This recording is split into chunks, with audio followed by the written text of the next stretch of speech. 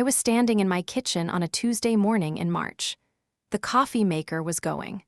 I could hear it gurgling through the wall like it always does at 6:15.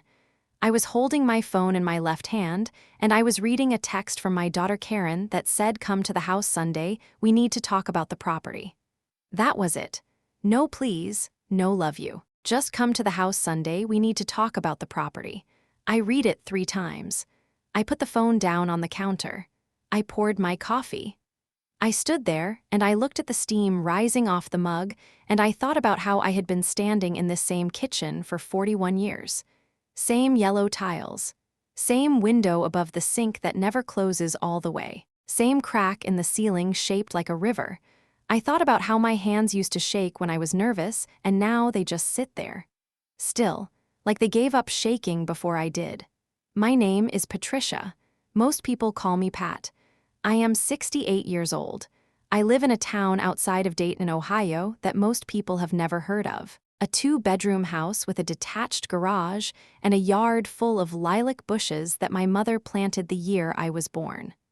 My husband Dale passed in November of 2022. Pancreatic cancer. 4 months from diagnosis to the end.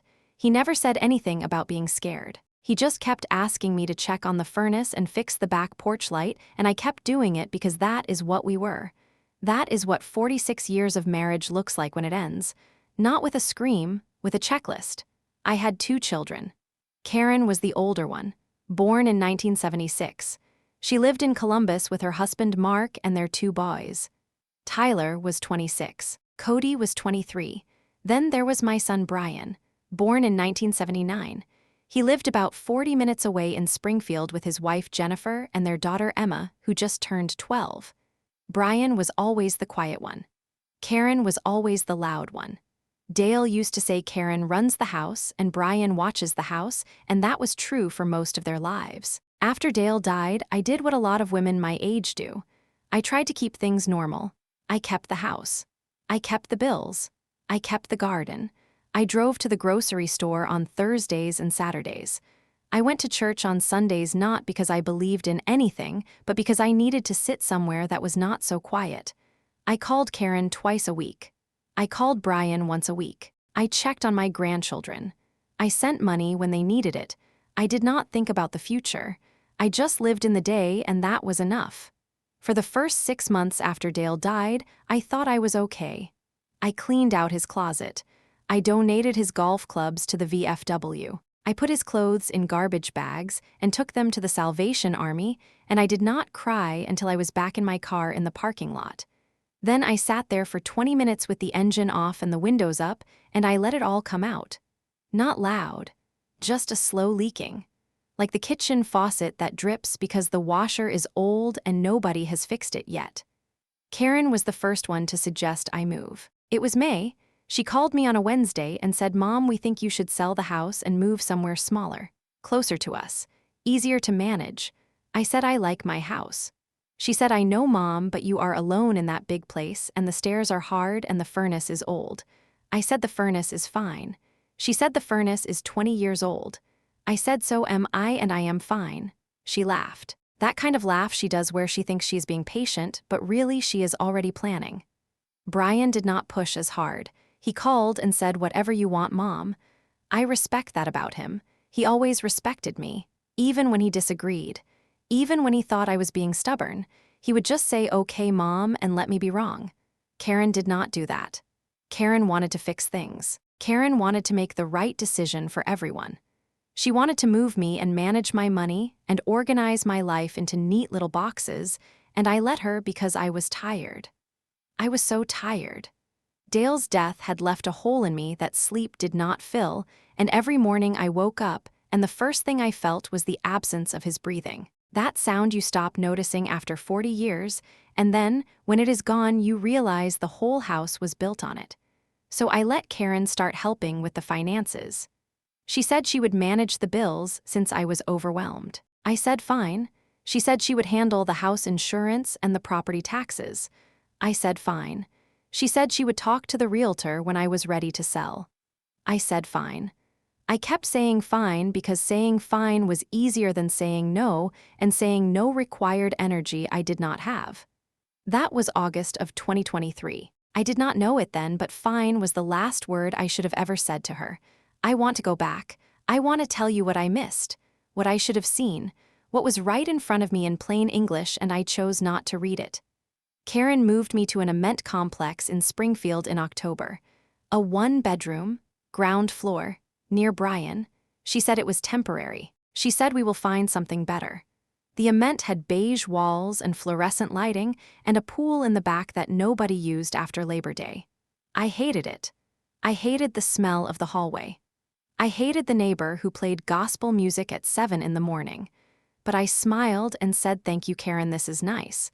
Because I was old and tired, and I thought my children were helping me. I thought that is what children do. You give them everything and they hold you up when you cannot stand. The first sign was small. Karen told me she had set up a joint bank account to manage my bills. She said it was easier. I should not have let her do that. But she is my daughter. She is the one who changed my diapers. She is the one who sat up with me when I had the flu in college. She is the one who held my hand when Dale got the diagnosis. I trusted her with the account the way you trust someone with your house keys. You do not check every time they use them. I did not check. The second sign was when she started mentioning the house. The house in Dayton, the one with the lilac bushes. She said the market was good. She said we should list it soon.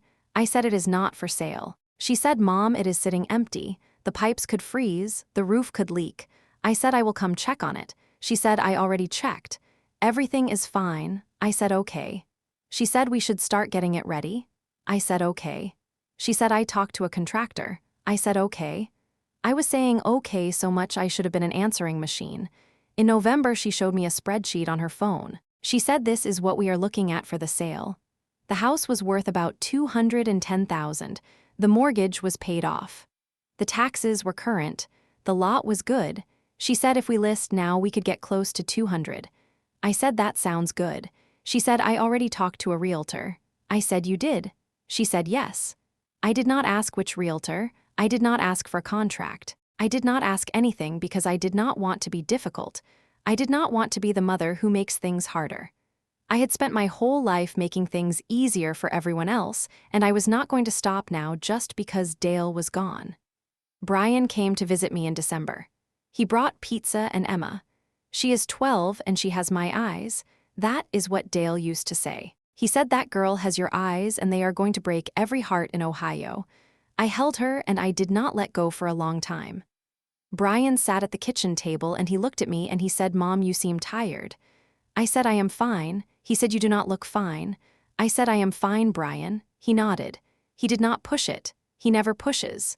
But I saw something in his face, a worry, like he knew something was wrong, but he did not know what. After he left, I sat in the ament and I stared at the wall and I thought about calling Karen and asking her what she was doing with the house. But I did not. Because every time I thought about asking, I heard her voice saying, "Mom, I am just trying to help." And I believed her. For a while, I believed her. January came. Then February. Then March.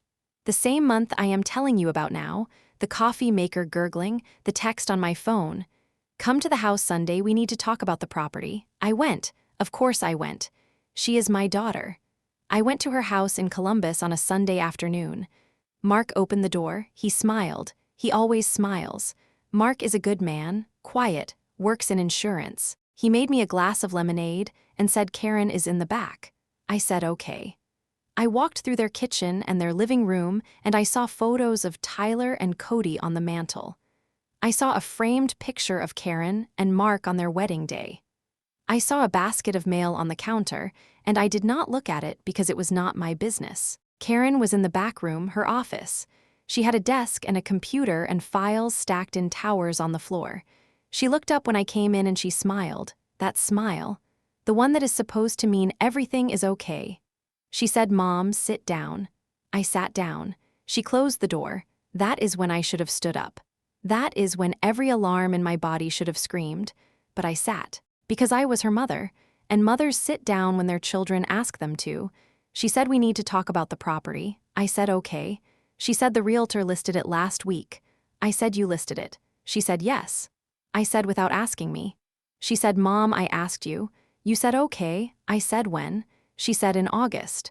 I said I do not remember saying that. She said you did, over the phone. I said I do not remember that phone call. She said Mom, and there it was, that word. Mom. She said it the way she used to when she was 5 years old and needed something from me. Like if she said it right, I would stop being angry and start being soft. And I was soft. I was so soft. I had been soft my whole life. I had been soft with Dale when he forgot our anniversary. I had been soft with Karen when she lied about skipping school. I had been soft with Brian when he came home drunk at 19. I had been soft because soft was easier than hard. Soft meant you do not fight. Soft means you let them have what they want so they will not make you feel bad for not giving it. She pulled out a folder. She opened it. Inside was a copy of the listing agreement. The house was listed at $195,000. The realtor was someone I had never heard of. Karen said she found a good one. She said they are doing an open house next Saturday. I said I did not agree to sell the house. She said, Mom, you said okay. I said I do not remember. She said I have the text. She turned the phone around and showed me a text thread. It was from August 15th. It said, okay, Karen, list it when you think it is a good time. I stared at it. I read it again. I said I did not write that. She said you did. It is right here. I reached for the phone. My hands were not shaking. That is the thing nobody tells you about betrayal. Your body does not shake. Your body goes numb. It locks up. It holds still so the mind can deal with what it is seeing. I scrolled up in the thread. There were messages I did not remember sending. Dates and times. Comments about the roof. Comments about the furnace. Comments about the lot size. I had never written any of it, but there they were, right there, in my name, on my phone. Karen said, Mom, I have been managing everything since Dad died. The bills, the insurance, the house, I have been keeping it all running. You were too tired to do it yourself. I said I was not too tired. She said you were. I said I was not. She said, Mom, please. And then she said the thing. The thing that broke something inside me that I did not know could break. She said I already have a buyer. A cash offer. $180,000. They want to close in 30 days. I said what? She said it is a good offer, Mom. I said who is the buyer? She hesitated. That hesitation lasted maybe 2 seconds, but in that 2 seconds I saw everything. I saw her face change. I saw her eyes move to the right. I saw her jaw tighten. I saw a woman who had been planning this for months finally realizing the woman she was planning against was sitting right in front of her. She said it is Mark's cousin. Tom something. I said Mark's cousin. She said yes. I said why would Mark's cousin buy my house? She said he is looking for investment property. I said my house is not investment property. It is my home. It is where I raised my children. It is where your father died. It is where I go to remember him. She said, Mom, I know. I said, then why? She said, because it is the smart thing to do. I said, with whose money? She did not answer. That was her answer. I stood up. My chair scraped the floor. I could hear it echoing in that small room. I said, you have been selling my house. She said, listing. I said, you have been selling my house without my permission. She said, you gave me permission. I said, I did not. She said, the text says you did. I said, that is not me. She said, Mom, I have the text. I said, then call the number. Call my number and see if I sent it. She said, I cannot do that. I said, why? She said, because it does not matter. The listing is signed. The offer is accepted. It is done. I walked out of her office. I walked through the kitchen. Mark looked up from the paper he was reading and said, everything okay? I said, yes. I said goodbye. I drove to my ament. I parked in the lot. I sat in the car. The engine was still running. The heat was on. The radio was playing some station I never listened to, and I sat there and I did not cry. I just sat there, for a long time, until the gas light came on. The next day I called my bank. I asked about the joint account Karen set up. The woman on the phone said the account had been active since September. She said there had been several large transfers. I asked how large. She said the most recent was $40,000. I said to where? She said to an account in Columbus. I said whose account? She said she could not say. I said I am the account holder. She said I need to verify your identity. I gave her my social. She put me on hold. She came back and said the account had been closed. I said when? She said 2 weeks ago. I said by whom? She said by the authorized user. I said that is my daughter. She said yes. I said she closed my account. She said yes. I said where is my money? She said I would need to contact the receiving institution. I said what receiving institution? She said I cannot say. I said this is my money. She said I understand. I said I need it back. She said you would need to contact the recipient. I hung up the phone. I sat at my kitchen table in that beigement with the fluorescent light buzzing above me, and I called Brian. He answered on the second ring. He always answers fast. He said, Mom. I said, Brian, I need you to come here. He said, what is wrong? I said, just come. He said, okay. He was there in 30 minutes. He walked in and he saw my face and he did not say anything. He just sat down across from me and he waited. That is what Brian does. He waits. He lets you fall on. He does not try to catch you. He just sits there and he lets you hit the ground. I told him everything, the listing, the text, the offer, the money. He listened. When I finished, he was quiet for a long time. Then he said, I think Karen has been doing this for a while. I said, what do you mean? He said, Mom, she has been calling me too. She has been saying you are confused. She has been saying you are not able to handle the finances. She has been building a case. I said, a case. He said she wants to get control of your assets, your house, your savings, everything. I said, why would she do that? He said, I do not know, Mom, but I think she has been planning this since Dad died. I wanted to scream. I wanted to throw something. I wanted to drive to Karen's house and bang on the door until my fists bled. But I did not. I sat there. I looked at my son, my quiet boy, my boy who never raised his voice, and I saw in his face the same thing I saw in my own face. The realization that the people who are supposed to love you the most are the ones who have been standing on your chest and calling it love. I hired a lawyer. His name was Greg. He was in Springfield, a nice man, soft voice. He listened to my story and he said, we can stop this. I said, how? He said the listing can be challenged. If you did not authorize the sale, we can file to have it reversed. I said I did not authorize it. He said then we have a case. He also said we need to look into the financial transfers. I said, what kind of transfers? He said if money was moved from your accounts without your consent, that is theft. I said my daughter stole my money. He said we will find out how much and from where and we will get it back. That was April. I remember because the lilacs were blooming and I could not go see them. I sat in that event and I waited for the lawyer to move. I called Karen. She did not answer. I called again. She did not answer. I texted. She texted back and said I am dealing with Mom's situation. I said my situation. She said I know. I said you are selling my house. She said the listing is pending. I said pending means nothing if I did not agree. She said, Mom, please do not make this harder. I said harder than what? She did not answer. The lawyer found things. That is the thing about lawyers. They find things. He found that Karen had accessed my bank account 11 times in 4 months. He found that $40,000 had been transferred to an account held by a company in Columbus called Brightside Property Group.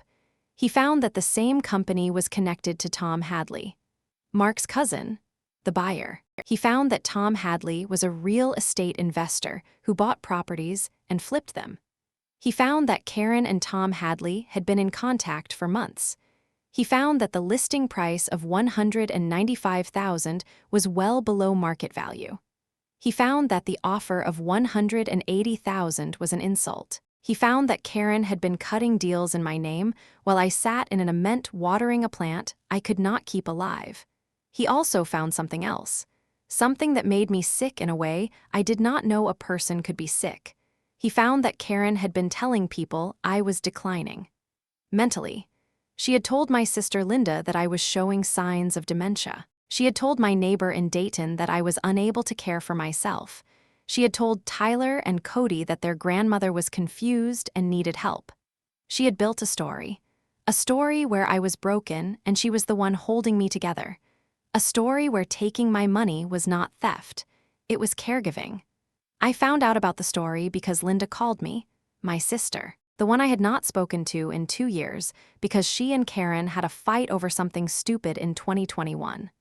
Linda called, and she said, "Patricia, I need to tell you something," and she told me. She said, "Karen told me you are losing it." She said, "Karen said you do not know what day it is." She said, "Karen said you forgot to pay the electric bill for 3 months." I said, "I never forgot the electric bill." Linda said, "I know." I said, "Karen is lying."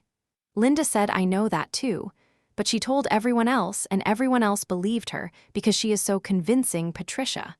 She is so good at making herself look like the hero." I sat with that for days.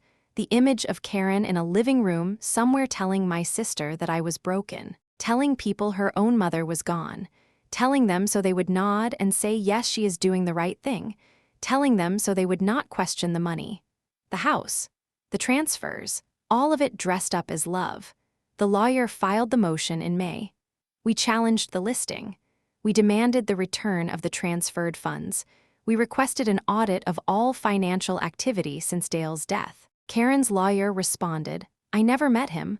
I think he was a corporate type, all teeth and handshakes." He filed a motion to dismiss. He said the listing was authorized. He said the financial transactions were for the management of the estate. He said my daughter was acting in good faith. I read that motion and I laughed. I actually laughed, not because it was funny, because the idea that any of this was good faith was the funniest thing I had ever heard. The court date was in June. I drove to Columbus for the hearing. I wore my good blouse, the blue one with the small buttons. Dale used to say I look like a librarian in that blouse. I said I look like a woman who is about to fight. He said that too. I parked in the garage. I walked into the courtroom. There were other people there, other cases, other sad stories. I sat in the plastic chair and I waited. Karen and Mark sat on the other side. She did not look at me. She was looking at her lawyer, talking quietly, adjusting her hair, being the woman in the room, being the daughter, being the caretaker, being everything she told everyone I was not. The judge was a woman, mid-50s, short hair, reading glasses on a chain. She listened to both sides. The lawyer laid out the timeline, the unauthorized listing, the forged texts, the financial transfers, the connection to Tom Hadley, the false narrative about my mental state. The judge asked Karen if she had authorization to list the property. Karen said yes. The lawyer showed the text. Karen said she sent it. The lawyer said we have expert analysis showing the text was sent from a device that was not the account holder's device. Karen's lawyer objected. The judge overruled. The lawyer said the analysis shows the text was sent from a phone registered to Karen Elizabeth Morrison. Karen went white, not red, white, the color you turn when the lie is sitting right there on the table and you cannot put it back in your mouth. The judge ordered the listing revoked. She ordered the return of the transferred funds. She ordered a full accounting of all financial activity. She said this case will be scheduled for further review. Karen's lawyer asked for a continuance. The judge said denied. She said we will move quickly on this. I walked out of that courtroom and I did not feel victory. I did not feel relief. I felt empty. The kind of empty that does not come from losing. It comes from realizing that the person you gave everything to was the person you should have been protecting yourself from. All those years. All those times I said fine. All those times I let her manage. All those times I chose peace over truth. I was not being generous. I was being blind. Karen did not call me after the hearing. She did not text. She did not send a letter. Nothing. For 3 weeks there was nothing. Then I got a letter from her lawyer. It said Karen intended to pursue the matter further. It said she believed the transactions were lawful. It said she requested mediation. I showed the letter to my lawyer. He said let them come. He said they are running out of moves. Mediation happened in July. A conference room, neutral table. Karen sat across from me with Mark on her left and her lawyer on her right. I sat alone. My lawyer was not there. He said I should face her myself. He said it was my story. I did not want to face her, but I went. I sat down. She did not say hello. She did not say sorry. She did not say anything for a full minute. Then she said, "Mom, I was trying to help you." I said, "I know." She said you were not capable of handling things. I said I was capable. She said you were overwhelmed. I said I was grieving. She said, I know that. She said, but I had to do something. I said, you did something. You sold my house. You took my money. You told people I was sick. She said, I thought it was the right thing. I said, the right thing does not steal from your mother. She said it was not stealing. It was management. I said, there is a word for that. It is called theft. She looked at the table. Her hands were in her lap. She was not wearing her rings. I noticed that. She was always wearing her rings. She did not say another word. The mediator said we would reconvene in 2 weeks. I left. I got in my car. I drove to the event. I sat in the parking lot. The sun was going down. The sky was that orange color it gets in Ohio in summer, the kind of orange that makes you think about endings. I sat there until it was dark. Then I drove inside. I made a sandwich. I ate it standing at the counter. I washed the plate. I brushed my teeth. I got in bed. I lay there and stared at the ceiling, and I did not sleep. The mediation fell A. Karen's lawyer withdrew the claim that the transactions were authorized. They offered to return the money, all of it, but they wanted to keep the listing active. They said the house was already under contract and backing out would cost me money. My lawyer said we will take the money and end the listing. Karen's lawyer said the buyer would not agree. My lawyer said then the buyer can lose the deposit. Karen's lawyer said we will discuss it. They discussed it for 2 weeks. Then they agreed to return the money and drop the listing. Karen's lawyer also agreed to a written statement that the transactions were unauthorized. That statement was never fully completed, but the money came back, $67,000. $40,000 that had been transferred plus $27,000 in other activity that the audit revealed. I got a check. I deposited it. I sat in the bank lobby and I held the deposit slip and I felt nothing. The house in Dayton was taken off the market. I did not go back to see it. I could not. Every time I drove past the street, I could not turn left. I would drive past it and look at the mailbox and the driveway and the lilac bushes that were probably overgrown by now, and I would feel something crack in my chest. Not break. Crack, like a windshield with a stone chip. You can still drive. You can still see, but you know it is damaged. You know it will spread. Karen and I did not speak after that. She sent one text in August. It said, I am sorry, Mom. I was trying to protect you. I did not respond. I did not delete it. I let it sit there on my phone like a splinter. I kept checking to see if she would send another. She did not. Tyler and Cody stopped calling. They used to call every Sunday. Now the phone does not ring. Brian still calls. He still comes to visit. He still brings pizza and Emma. He does not talk about Karen. He does not ask me if I am okay. He just sits with me. He watches television. He eats his pizza. He leaves. That is what love looks like now. It is a man who comes to sit in silence with you because he knows the silence is where you live. I moved back to Dayton in September. I rented a small place near my old house. Not the same street, a different street. Same town. Same lilac smell in the air when the wind comes from the west. I go to the grocery store on Thursdays. I sit at the coffee shop on Saturday mornings. I read the paper. I watch the birds at the feeder I put up on the back porch. I do not talk to many people. I do not want to. I am tired of explaining why I am alone. I am tired of saying my daughter did this. People look at you different when you say that. They nod. They say I am sorry, but you can see it in their eyes. The question, the doubt, the of them that thinks you must have done something. That mothers are not just betrayed, they cause it. I think about Dale sometimes. I think about how he used to sit in that kitchen and read the sports page and hum. He hummed everything, not songs, just notes. Random notes strung together like he was trying to remember a melody he lost a long time ago. I think about how he never once in 46 years made me feel like I was not enough. Not once. Not when I burned dinner. Not when I spent the grocery money on shoes. Not when I cried for no reason at 2 in the morning. He just hummed. He just stayed. That is what love is supposed to be. Staying, and I did not stay. I let them take the house. I let them take the money. I let them take the story. Because I was tired and I was old and I thought saying fine was the same as saying I love you. It is not. I am 68 years old. I live alone in a small ament in a town nobody knows. I have $6,000 in savings. I have a social security check that comes on the 3rd. I have a phone that rings on Sundays because Brian calls. I have a granddaughter who still sends me stickers on her iPad. I have a house I cannot go back to. I have a daughter who does not call. I have a silence in my life that is so loud I sometimes think I can hear it breathing. Some nights I drive to the old street. I do not go to the house. I just drive past. I look at the lilacs. They are probably dead now, or overgrown, or someone else lives there and they do not know what those bushes mean. They do not know that a woman planted them the year her daughter was born. They do not know that a man hummed in the kitchen below them for 46 years. They do not know that a woman gave everything to the people she loved and they took it and called it helping. I drive past and then I drive home. I park in the lot. I sit in the car. I listen to the engine tick as it cools. I watch the dashboard glow fade.